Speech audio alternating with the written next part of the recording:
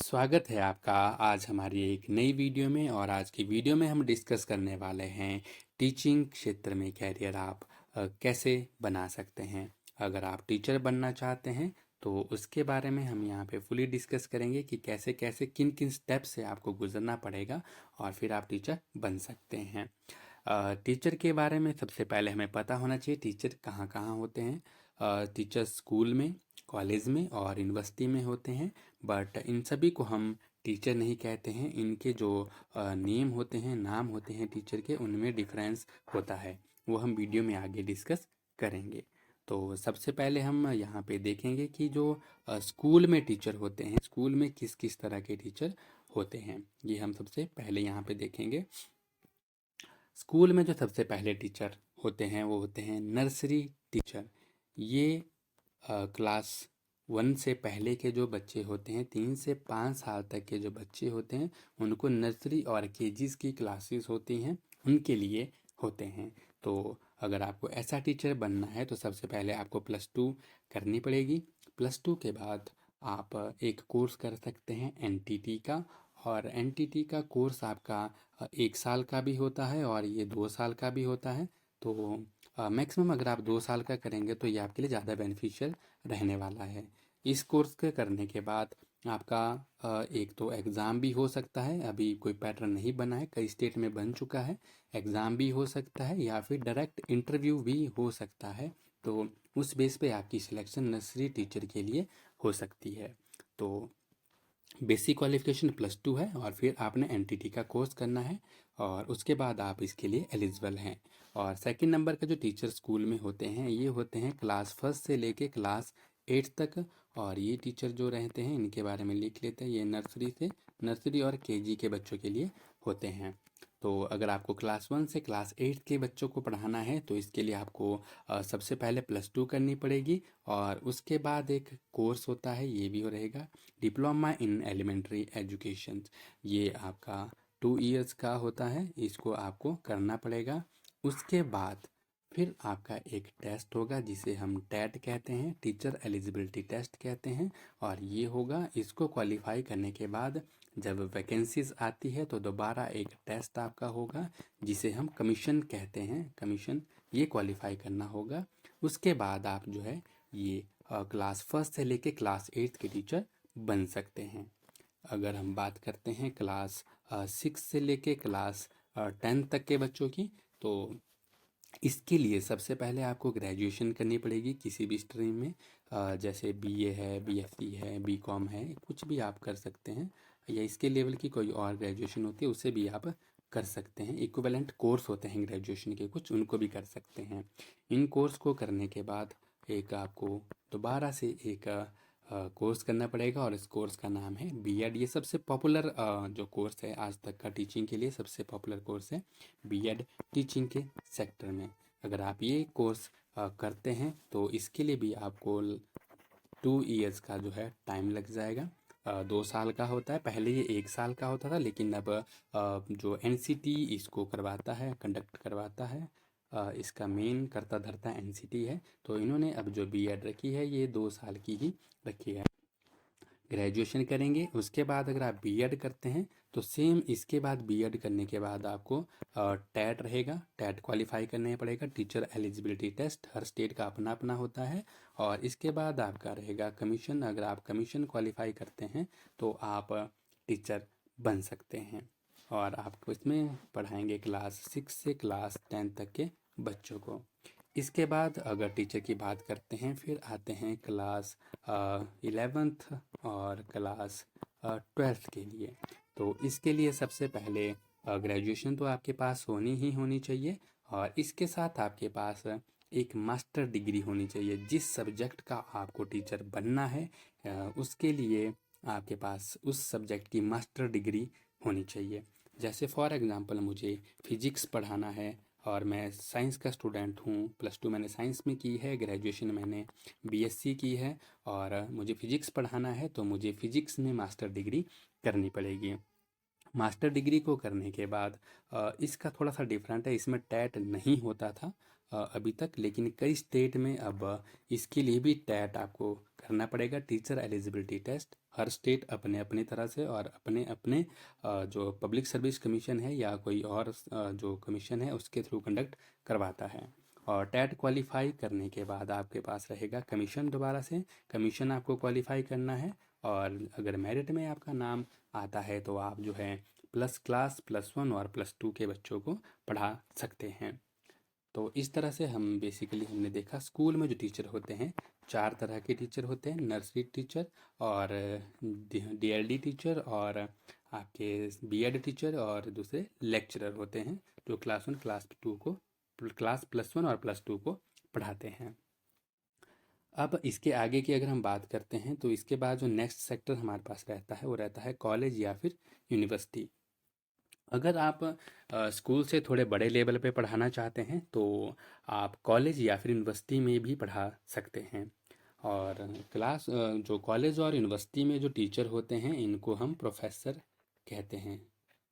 और ये प्रोफेसर है इनके भी रैंक अलग अलग होते हैं। इसके हम जो है वीडियो के थोड़े एंडिंग में हम इसमें देखेंगे कि जो प्रोफेसर होते हैं किस किस तरह के होते हैं। सबसे पहले हम कॉलेज की बात करते हैं। तो अगर आपको कॉलेज में पढ़ाना है तो सबसे पहले जो आपके पास डिग्री होनी चाहिए वो आपके पास जो है मास्टर डिग्री आपने करी होनी चाहिए, जिस भी सब्जेक्ट का आपको टीचर बनना है। मास्टर डिग्री करने के बाद जिस तरह का स्कूल में टेस्ट होता है, टेट होता है, उसी तरह का एक टेस्ट जो है कॉलेज के लिए भी होता है, लेकिन इस टेस्ट का नाम है नेट सेट। नेट आपका इंडिया लेवल का होता है, आपके सेम सब्जेक्ट में होगा जिसमें आपने मास्टर डिग्री करी है। और जो सेट होता है ये आपके स्टेट लेवल का होता है, अपनी स्टेट के जो पब्लिक सर्विस कमीशन है वो कंडक्ट करवाता है। आप दोनों में से कोई भी टेस्ट अगर क्वालिफाई करते हैं तो आप किसी भी कॉलेज में असिस्टेंट प्रोफेसर के लिए एलिजिबल हो जाते हैं। लेकिन अभी थोड़े चेंजेस हुए हैं। चेंजेस क्या हो मैं बता देता हूँ। पहले मास्टर डिग्री तो आपके पास होनी चाहिए अपने सब्जेक्ट में, फिर आपके पास नेट जेआरएफ या फिर सेट होना चाहिए। उसके साथ अब पीएचडी कंपलसरी कर दी है। अगर आपको प्रोफेसर बनना है, इन फ्यूचर के लिए बोल रहा हूँ, अभी नहीं है पीएचडी कंपलसरी, तो पीएचडी भी आपके पास होनी चाहिए, तब आप कॉलेज में या फिर यूनिवर्सिटी में प्रोफेसर बन सकते हैं। तो इसके लिए ध्यान रखिएगा, मास्टर डिग्री करनी है, नेट जेआरएफ या सेट में से कोई एक क्वालिफाई करना है, और पीएचडी आपको इन फ्यूचर ये मान के चल रहे हैं हम 2023 के बाद से पीएचडी कंपलसरी हो ही जाएगी लगभग। तो ये आप अपने कॉलेज में अपने सब्जेक्ट में प्रोफेसर बन सकते हैं। इसके अलावा एक प्रोफेसर थोड़ा डिफरेंट होते हैं। कुछ प्रोफेसर वो कौन होते हैं मैं बता देता हूँ आपको। अगर आपको कोई ऐसी कॉलेज में पढ़ाना है जहाँ जो बच्चे हैं बीएड करते हैं, बीएड को जो पढ़ाते हैं वो भी प्रोफेसर ही होते हैं, तो इनके लिए हमें बीएड किया होना भी कंपलसरी है। सबसे पहले आपके पास ग्रेजुएशन होनी चाहिए, फिर बीएड होनी चाहिए, साथ में मास्टर डिग्री, नेट जेआरएफ या सेट होना चाहिए, और फिर आप जो है बीएड के बच्चों को पढ़ा सकते हैं। लेकिन जो यहाँ की मास्टर डिग्री होती है ये मास्टर डिग्री अलग होती है। इस मास्टर डिग्री का नाम है एमएड। अगर आपको सिर्फ बीएड वाले बच्चों को पढ़ाना है तब आपको ग्रेजुएशन करनी है, फिर आपको एमएड करनी है, फिर एमएड में नेट जेआरएफ सेट करना है, साथ में पीएचडी करनी है तो वेल है, नहीं फिलहाल अभी पीएचडी कंपलसरी नहीं है। फिर आप जो है जिन कॉलेज में बीएड की टीचिंग होती है वहाँ आप पढ़ा सकते हैं, और इन फ्यूचर ये कंपलसरी हो जाएगी। क्योंकि इन फ्यूचर अब जो है बीए बीएससी बीकॉम है, उसके साथ बीएड को भी जोड़ दिया गया है। BA BEd BSc BEd BCom जो है 4 ईयर का इंटीग्रेटेड कोर्स आया है। तो अब जो प्रोफेसर यहाँ पे लगेंगे उनके लिए बीएड भी कंपलसरी हो जाएगी, नेट जेआरएफ सेट, और मास्टर डिग्री जो है एमएड कंपलसरी हो जाएगी। लेकिन आपको सिर्फ सिंपल सब्जेक्ट का प्रोफेसर बनना है किसी भी कॉलेज में, तो ये आपकी बेसिक क्वालिफिकेशन रहने वाली है। अब हम इनके थोड़े रैंक देख लेते हैं, किस किस तरह के टीचिंग में रैंक होते हैं, और इनकी सैलरी भी हम डिस्कस कर लेंगे। क्योंकि टीचर जिस तरह का आपका टीचर का लेवल बढ़ता जाएगा तो उनकी सैलरी और उनकी जिम्मेदारियां भी बढ़ती जाएंगी। तो सबसे पहले हम रैंक की बात करते हैं, स्कूल टीचर की बात करते हैं। तो स्कूल टीचर के जो रैंक होते हैं उनमें मैं सैलरी बता देता हूँ। जो नर्सरी टीचर होते हैं ये आपके 15 से 20 हज़ार, 15 से 20 ₹1000 तक की सैलरी इनको मिल जाती है। अभी तक आगे बढ़ भी सकती है, ये डिफरेंट है अपने स्टेट में। तो अभी मैं एक राउंड फिगर लेके चल रहा हूँ। और अगर आप क्लास 1 से लेके 10th तक की बात करते हैं तो इसमें 30 से 50 हज़ार के बीच में आपको सैलरी मिल जाती है। और अगर आप जो है क्लास 11th और क्लास 12th के टीचर बनना चाहते हैं तो इनकी सैलरी 40 से 70 हज़ार, 40 से 70,000 के बीच में रहती है। और मैं फिर से ये बता रहा हूँ कि ये स्टेट के अकॉर्डिंग डिफरेंट होती है। कई जगह कम भी होती है और कई जगह ज़्यादा भी होती है। और अब हम इनके रैंक की बात करते हैं तो एक क्लास 3 में आते हैं। और अब प्रोफेसर की बात कर लेते हैं तो प्रोफेसर क्लास 1 ऑफिसर होते हैं। जिस तरह के आपके आईएएस या फिर आपके स्टेट के जो अधिकारी होते हैं, एसडीएम होते हैं, डीसी होते हैं, उन्हीं के लेवल का रैंक जो है प्रोफेसर का भी होता है। लेकिन प्रोफेसर के रैंक में थोड़ा फ़र्क है। सबसे पहले जब आप स्टार्टिंग में ज्वाइन करेंगे तो आप एज असिस्टेंट प्रोफेसर ज्वाइन करेंगे। कभी भी कॉलेज या यूनिवर्सिटी में जाते हैं, अगर आपने टीचिंग नहीं की है और आप टेस्ट या इंटरव्यू क्वालिफाई करते हैं तो आप सबसे पहले बनेंगे असिस्टेंट प्रोफेसर। और असिस्टेंट प्रोफेसर की सैलरी रहती है 40 से 90 हज़ार रुपये के बीच में। हर स्टेट में थोड़ा थोड़ा फ़र्क है। और अगर आप असिस्टेंट प्रोफेसर से प्रमोट होते हैं या फिर डायरेक्ट वैकेंसीज असिस्टेंट प्रोफेसर की आती है, वहाँ आप अप्लाई करते हैं असिस्टेंट प्रोफेसर बनने के बाद, या फिर प्रमोट होते हैं तो आप बनेंगे एसोसिएट प्रोफेसर। और एसोसिएट प्रोफेसर की जो सैलरी होती है ये 50 हज़ार से 1,30,000 रुपये के बीच में होती है। और ये भी हर स्टेट की अपनी अपनी सैलरी है, सैलरी पैकेज डिफरेंट है।